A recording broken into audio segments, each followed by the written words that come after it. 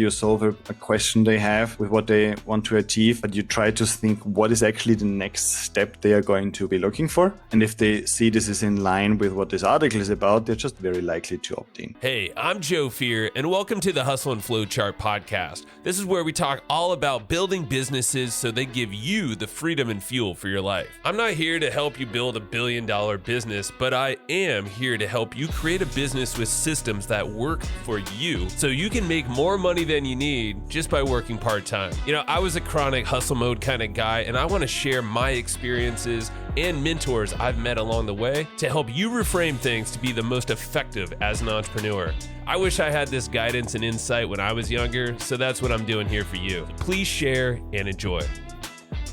Hey, we're back, and this is another episode as part of our SEO series, and this one is, again, with the search engine optimization expert and digital marketer, 20 years plus in this space, and that is the longest I've known of anyone doing SEO in this. This is why Gert Mellak is the one that I called to do this SEO series, and also he's the one that I use for anything when it comes to SEO. So he's back again with this third episode, and this one's all about how SEO pairs up with lead generation and conversions and how you can optimize your website, your business online to attract quality leads using some pretty simple techniques. And he's going to talk about a lot of things about the importance of it, what to track, what to focus on, what pages are important, what keywords should you be targeting to attract these quality leads. Doesn't matter if you're a local business or an online business, there's strategies for both and they're very similar. Kind of track the engagement and the journey of these folks so you can get them to not only opt in for your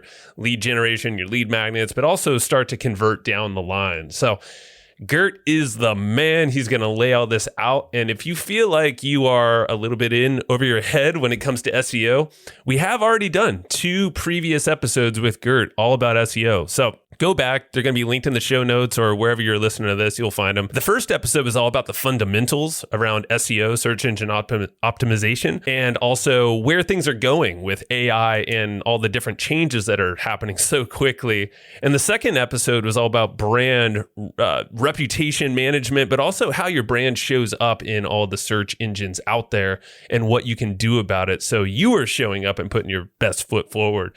So check out those if you'd like, but this one is all about the lead gen and conversions. You're going to love Gert and the way that he lines this all out. And if you really want to dive in deeper, I urge you to go check out his website. It has a treasure trove of SEO related things, resources. There's an AI beginners course around SEO. He has a podcast and of course his own service and the fact that he does all these audits and whatnot. He's awesome. It's over at SEOleverage.com. Again, that's SEOleverage.com.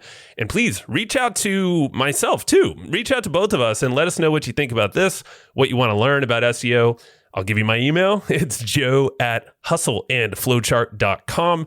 I am reading them. I will respond to you, and I would love to hear from you. So enjoy this episode. Get ready to take some notes, and I'll see you in there. Gert, we are back. It's round 3, and this time we're going to deep dive into more SEO topics, of course, but this one about lead generation and conversions and how that pairs up with search engine optimization. So excited to have you back on, my friend. Awesome, Joe. It's so good to be back, and I'm really looking forward to specifically this one. We've been doing so much work on lead gen and SEO, so we're going to bring some value across, I hope. Oh yeah, I know it, man. And in the previous episodes, just to call those back out, there have been 2 other episodes so far that you and I have done and around what kind of like the foundations of SEO. So if you're a little over your head or don't know what SEO is, I recommend go start with the first one. That's all linked up in the show notes, of course, easy to find. Then the second one was all about your brand and how you can essentially show up and make sure you show up and not other people that are kind of taking your brand space when it goes to search and all these things. And there's a lot of changes happening. So I guess, Gert, I'll just give it to you and maybe a little intro update what's happening on your world and where we start here. Yeah, definitely. Appreciate it. So we're definitely still on the AI train and we're never going to get off, apparently. There's new tools coming out. You were just sharing another one. So it's definitely interesting, and it's just interesting to really now break it down to use cases. It was fascinating to see how many tools can actually come out pretty much at the same time. Really fascinating to see. But I think now everybody got a little bit more focus on how can we actually actually use these things, right? How can we be more productive? How can we really do what we were doing anyway now more efficiently or more of it at the same time? And this is what I really like now, where things get practical and we say, okay, how do we do our podcast transcriptions and show notes? How do we actually create content? What kind of research can we do? I was talking to my team before how we can come up with new angles for articles and questions and all these kind of stuff. And this is where it's really fascinating these days to just figure out new things of doing what we have been doing for years in a much better and faster way. Yeah, it's true. Like there've been a swell of tools in AI and this new way of thinking. And I know it relates perfectly to SEO and creating content, but also optimizing content and using tools and people. Like there's people aren't just going away here, of course, but we need to know what we're doing with intention with all this stuff. And maybe shout out really fast. So SEO Leverage is your website. So if you like Gert and what he's doing, I mean, he's got a treasure trove on his site. You have a whole podcast there and you go deep dive. But also, I think you mentioned you do have an AI SEO type course, right? Like a beginner's type thing? Yes, we started a beginner course for people really to get their feet wet. It's not advanced just yet. We are planning to add more stuff very soon, just as we develop more ways to use AI and specifically ChatGPT. We just want to make sure that we communicate this in some private group there. Right on. Cool. Yeah. So go check out SEOleverage.com to go find all that stuff. And this episode, I want to dive into, let's do lead gen and conversions and how that pairs up with SEO. So I guess how does that even look like, in this world of SEO and like, where do we start with this, Gert? I think one good point to start is really with tracking. So a lot of people, they either want sales or they want leads. Hardly anybody only wants traffic, right? At least in my space, we're not working too much only with people who want to sell their site for a profit and flip them. They are more focused on really getting the traffic in. My clients want qualified leads, usually, or sales from e-commerce, right? And the ones that want leads, they are very well aware that this relates to the content that you have on your website. Okay, so when clients come and say, okay, why don't I get any leads? I have such good content, etc. We really audit the content, go through it and say, okay, which of those pieces of content of those 800 they have on the blog can actually bring in a buyer at the time where they would take the next step? And very often this is the first shock for people when we then come back and say, hey, this is not social media where you just share what you think. If you want results, you really need to get into it.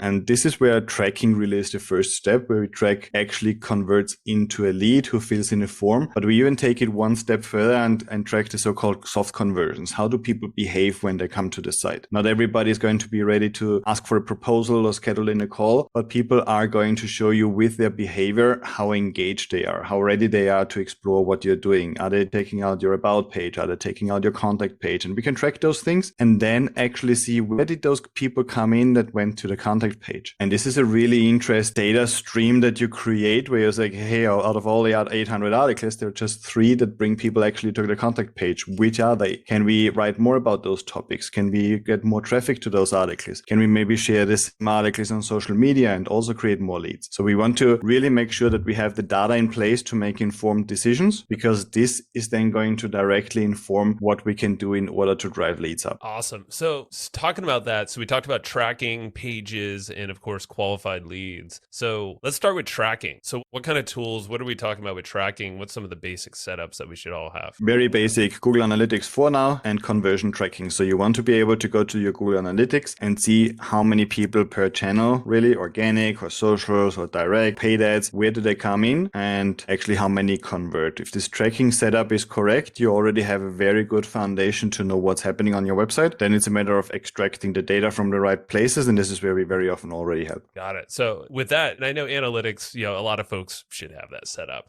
at a minimum. Conversion tracking, I know gets a little bit more, maybe people are like, oh, what's that all about? Is there do you have a resource or is that something you can kind of explain here at a high level? We help a lot of people, and interestingly, even 7, sometimes 8-figure companies setting this up. At a very basic level, if you have Google Analytics on your website, whenever you open up a page, there is a code on that page that's going to tell Google Analytics, hey, I'm here, right? So you click on the homepage, code says, hey, there's a guy from Spain, from Madrid, with a Chrome browser and a Mac, now on the homepage, right? And then I click on the contact page and Google Analytics is going to say, hey, now I'm here on this contact page, and it's the same guy from Madrid with the Chrome browser and a Mac, right? So they chase you across your journey, and whenever you open up a page, there's an information sent to Analytics, so they can afterwards aggregate this data and say, okay, those people that come from Madrid, how do they behave on this website. Now, when this person goes through your form and lands on a page that says, hey, thank you for opting in. Here's the download to your checklist or to a free course, etc. Again, Google Analytics says, hey, we are here. Just that we configure Google Analytics and say, hey, if somebody lands on the thank you page, apart from saying, hey, we are here, also make a note that this is a conversion. So then we can say, okay, how many people come to this particular page? And this would then give us how many conversions actually have happened. And because Google Analytics knows about the user journey, they can then aggregate this data again and say, look, from the people that came to this thank you page, a lot of them came through this particular article or through this particular channel. And this is then information that we as consultants can interpret for clients and help them understand and say, hey, if you blog about this and that topic a little bit more, chances are that your leads are going to go up because it seems to trigger people at the right moment. That makes sense. Okay. So that helps us at least zero in on the path, the journey that individuals take, but then we can kind of take a step back and look at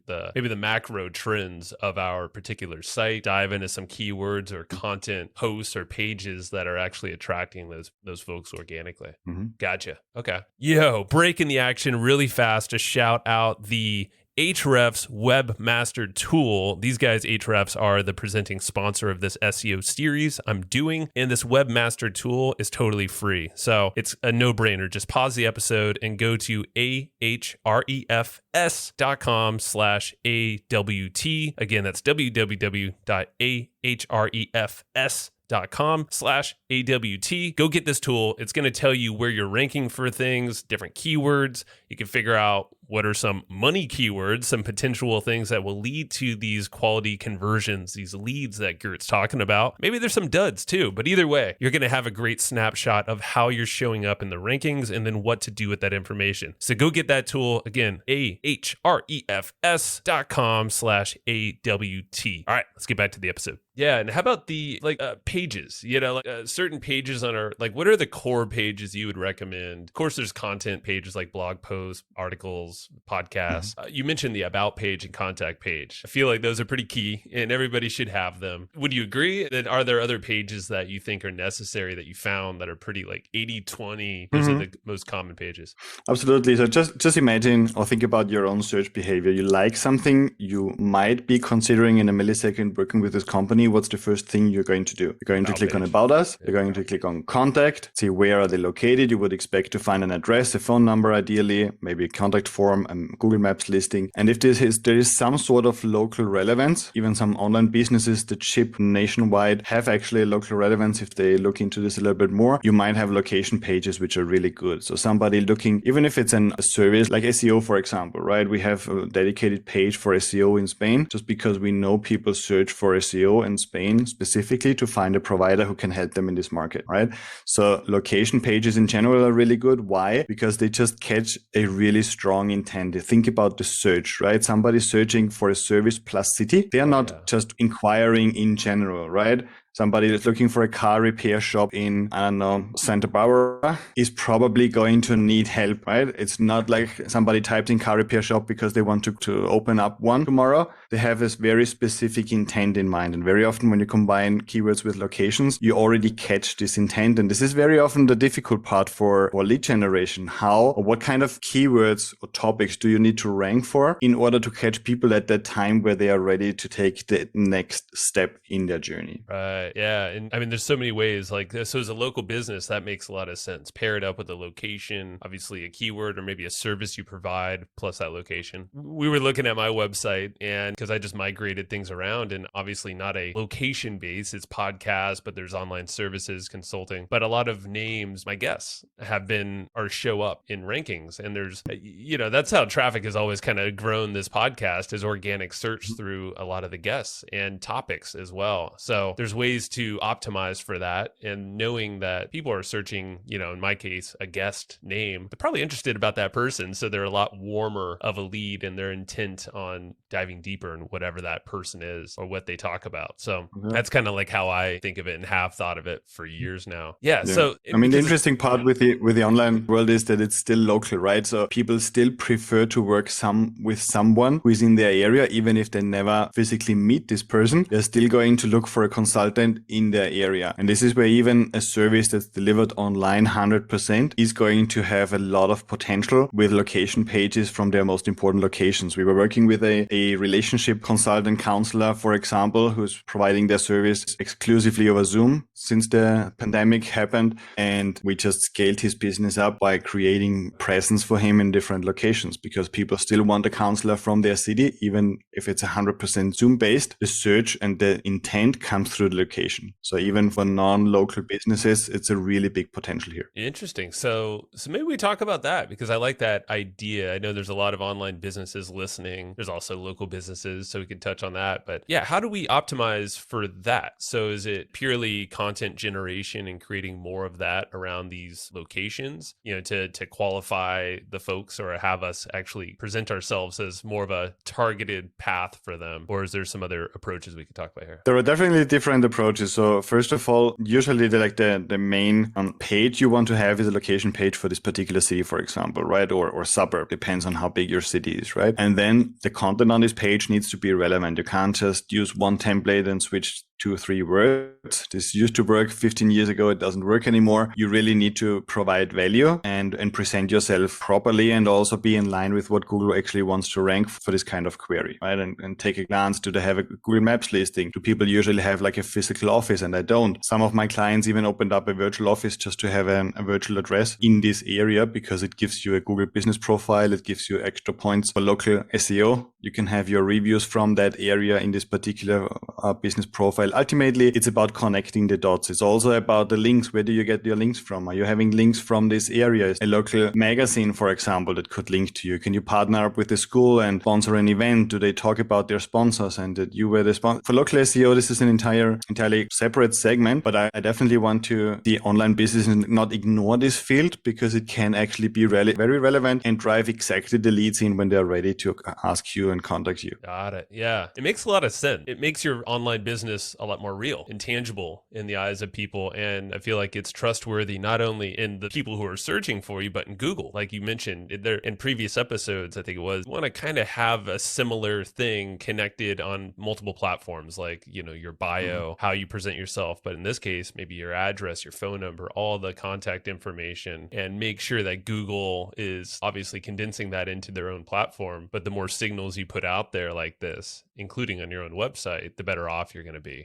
However, Google's going to be in the future. Absolutely. This also works, not only works for lead generation, it even works really well for e-commerce as well. So we have seen e-commerce sites that obviously ship US wide, for example, but having really good success once they start ranking for city combinations, and you want your, whatever you purchase online, you want this from a local provider at first, but if the price and the offer and everything convinces you're going to buy it anywhere, as soon as it ships fast. So there's actually also some really nice potential there. Got it. Okay. Well, let's talk about on-page optimizations that we can do now. So that seems like a lot of the off-page stuff and some on-page, but how would you approach that with things that we can control on our own website now? Right. So for lead generation in general, we need to kind of be really aware of where people are when they come to our page. And this is where the specific keyword or topic they have probably typed in when they come to you really comes into play, because there are like very generic searches where people just explore this topic, or there are searches that qualify them as really further down the funnel and probably ready to take action. You really want to cater to this most likely visitor that's coming in from the content perspective and kind of build up to this lead magnet. Usually you have a lead magnet, you have a PDF, a free course, or anything that in exchange for an email address, the more value this has, the more likely they are to give you their email address. But also the content on the page should kind of build up to this. Sometimes we see people create an article about what they want to write about, and then they just squeeze in some calls to action and say, okay, if they want my ebook, they should download it, and nothing happens. And then they come to us and say, hey, I've got X amount of traffic, but no leads. What can I do? And then I check out and say, hey, why should anybody who's looking to solve a particular problem with their computer now download your ebook, right? It just doesn't go together. However, if this is solving this problem and you have maybe a buyer's guide for a better laptop or something like this that might go in line with those people, you're suddenly going to get probably 10x or 20x the leads, just because they actually see, okay, you understand where they they are in this journey. Or online courses, for example, right? Broad offer that maybe captures the topic that you generally talk about, and then a lot more of a refined, specific to the content that's being created. And yeah, it could be localized in some cases if it needs to be or not. But yeah, definitely that, and catch them where the intent is. Because I think that's always the key thing is pairing up the offer, the lead magnet or whatever it is to the exact point they are in their journey. I guess the tracking, the analytics kind of tell us that too. Absolutely. And it's very often people also need to kind of frame their expectations, I believe. And it's like, okay, how likely is it that somebody who is just here to find out how to delete all or how to close all their apps on their iPhone, how likely is it that they're going to download an ebook about how to better use your iPhone or how to purchase the next iPhone or why iPhone is better than Android or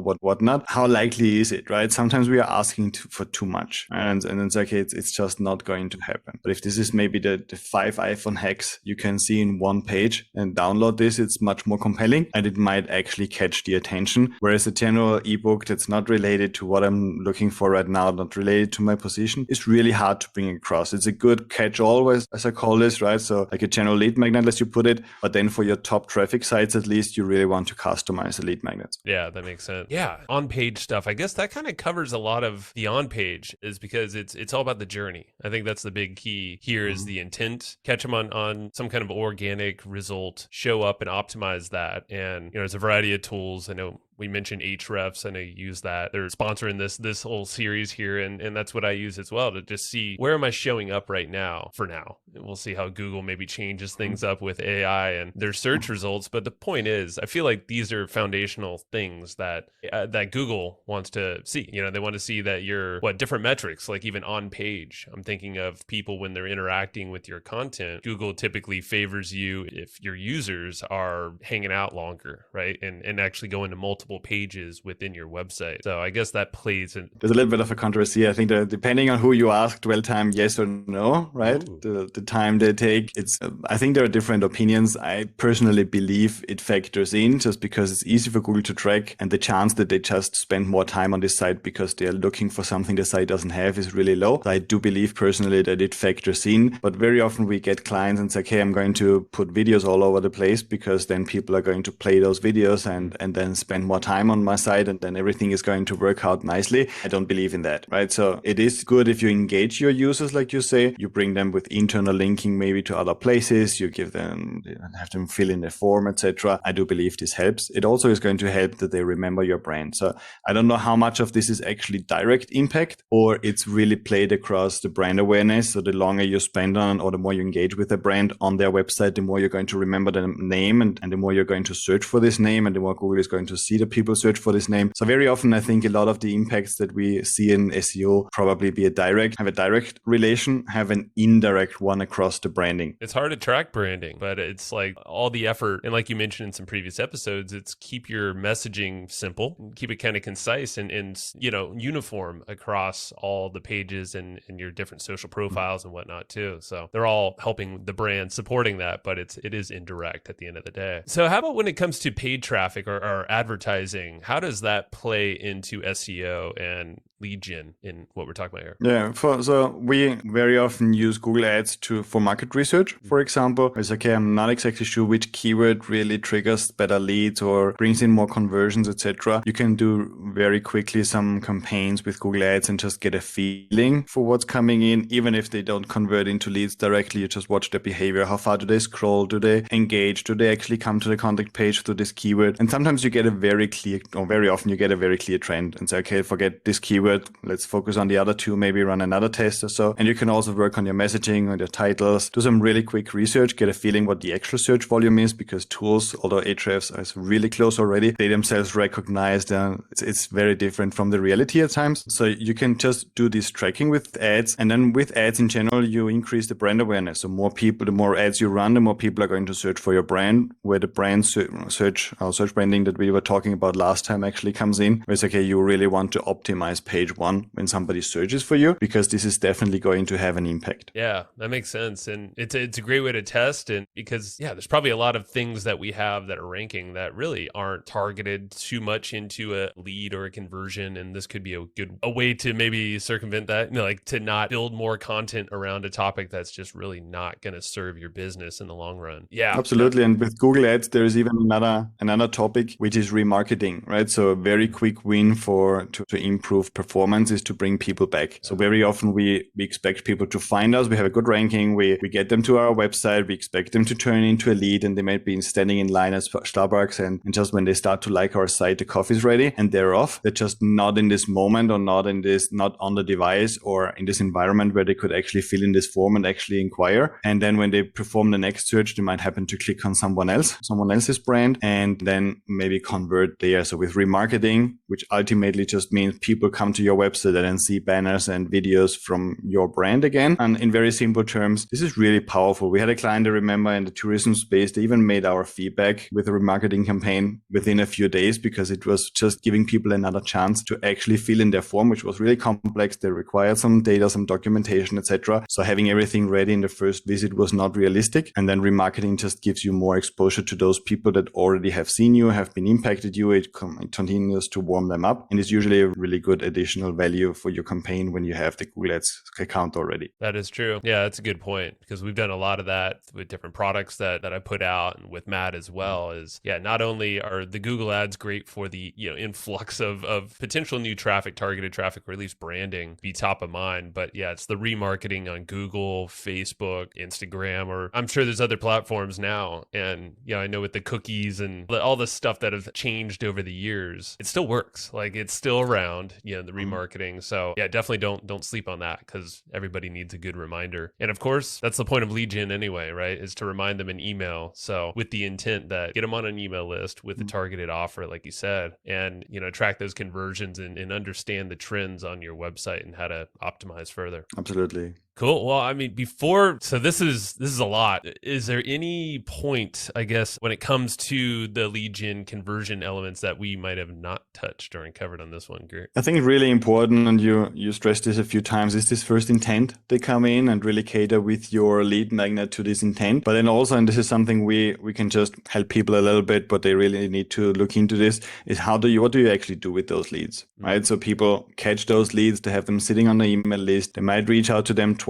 and then leave it for 2 months and then reach out again, etc. So people tend to get frustrated. We have people coming to us and say, look, we have 20,000, 50,000 people on our email list collected over the years. And they say, how often do you send out an email? And they say, well, in Christmas, we send them a Merry Christmas email and stuff like that. And they just get frustrated, right? And it's people who actually were ready to give you their email address, in most cases, the good one, in exchange for something that you're offering. Why would you have them sit there? But this happens so often, right? So it doesn't really make sense to have a lead gen campaign if there's this converting component not built or not ready or not being worked consistently. So before you set this up, you really want to make sure that this follow-up works and tweak it and say, okay, which subject line does the third email have to have in order to actually work and get better open rates? Check the engagement. Do people click on those articles that you send out? Do they actually engage? Do you get them to reply? What's actually the value of this lead? The value of the lead is not going to come across until you see how they engage, how they're actually interacting with those emails, right? So if you have links, how often do they click, etc. There's an entire different topic. You probably had someone on the show focusing more on the email marketing side of things, but this is definitely what we tell everybody to make sure that it works. And at some point, you just want to know, okay, what is my average cost per lead across different platforms? And this is where SEO can really bring this down, right? We have people sometimes getting 1,000, 5,000 leads a month through SEO. So whatever they're doing in the paid space, the SEO definitely brings the average cost per lead down. Yeah, it's knowing your cost, because after a while you do understand, if you're doing paid ads, that's another cost, but even organic, like there's cost to doing all of this, time and money, but at the same time, we got to figure out what the value is, what our return on ad spend, or I guess organic spend. I don't know if there's an acronym for that. I know there's ROAS and but yeah, it's understanding. Right. Yeah, these metrics, these key metrics are what's going to help fuel this and compound profound efforts rather than kind of going here and bouncing around and not seeing how that, I guess, the through line or the journey is really coming out. Absolutely. Yeah. And one aspect that's really also important is that sometimes we make it really hard for people to turn into a lead, right? So we see user experience be completely neglected at times, where it's like, hey, what do we actually expect? We expect this person to come to this page, read the entire article, scroll down to the bottom, skip the bottom part, which is just the author buyer, and then convert in this field or this box that has a field to subscribe to the newsletter. This is expecting a lot, right? We see a lot of success just by distributing calls to action, top, middle, bottom, for example, or across an article, give them multiple ways to opt in, make sure that when they have finished reading this article, there's immediately a way to take the next step for them. Otherwise, people just get lost. All those banners on top, on the side, at the bottom of an article, very often they are just ignored. People don't even read what's there. They just say, okay, this is some sort of ad, or they want to trick me into something. However, if you have a call to action very close to the place where you're actually providing value, which is inside this article, very often it's a no-brainer for people and say, okay, I click on this, especially if this is related to what I'm reading. And I say, okay, if I figure this one out, now I know the answer. This is the next step. Let's go for it. And this is where it's important to actually have the tracking in place and say, okay, what is happening? Where do those people come from? What's the percentage of conversions I'm getting from reader into a lead? And how can I tweak it? I like that. And also, I'll put in one more note. Check your website on your phone, on mobile devices, because a lot of people are on there. I know it's been said over the years, but I think that's still a common thing. People are like, all right, checking everything on the browser, but you're not been out the phone or seeing where the banner shows up or if something just doesn't look quite right. And I know Google's looking at that stuff too. And there's some mobility checks you can find or use on Google to kind of find those things out too. So yeah, Gert, this is great, man. So this is another masterclass, and I'm stoked that we talked about the conversion side of things, because it's been, branding and then the fundamentals. And of course, we have some more episodes coming as well. Appreciate you so much, man. And with SEOleverage.com, that's Gert's website. Definitely go check it out. Like I mentioned, you have a podcast. You go deep on a whole variety of topics and just the resources you have in there. And of course, your team and yourself that help people every single day do this stuff and go deep on it. So anything that you want to say to that regard before we wrap? No, thank you so much, Joe. It's definitely always a pleasure to be here on this podcast. It feels like home already. And we're just going to continue to discuss some topics that could provide value. Anybody having an idea for a topic, I guess we can certainly talk about this here as well, if they bring this to us. And then, SEOleverage.com, or find me on LinkedIn. This is where I'm mostly active these days, and we just connect. Awesome. I appreciate you, Gert. And thank you all for listening. See you next time. All right. That's what I got for you today. And remember, it's not all about living to work. It's all about working to live, if you need to do the work. But work can be fun, and it should be fueling for your life. So if you enjoyed what you just heard, if you got some nuggets of wisdom that you want to share, or you're just noodling on right now, please go tell others. The way that people find this show and how you can help others get their aha moments is through word of mouth. So if it is telling your friend, telling your family, sending an email to your list, writing a review, or whatever it might be, everything helps. So thank you so much for listening to the Hustle and Flowchart podcast, and I will see you next time.